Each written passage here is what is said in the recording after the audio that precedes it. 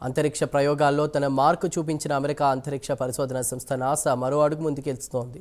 ఇప్పటికే ప్రపంచంలోని చాలా దేశాలు నాసాపై ఆధారపడే తమ సమాచార వ్యవస్థను అభివృద్ధి చేసుకున్నాయి. తాజాగా చంద్రుడిపైకి యాత్ర చేపట్టేందుకు నాసా సిద్ధమవుతోంది.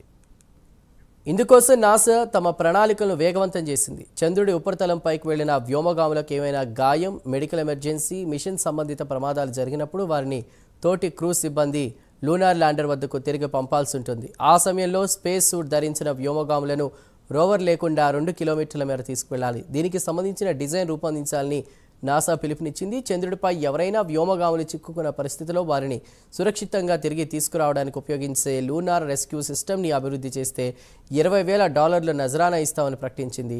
2025 జనవరి 23వ తేదీలోపు ఔత్సాహికులు తమ ఐడియాలను హెరాక్స్ పోర్టల్లో సమర్పించాలని సూచిస్తూ నాసా ఓపెన్ ఆఫర్ను ప్రకటించింది.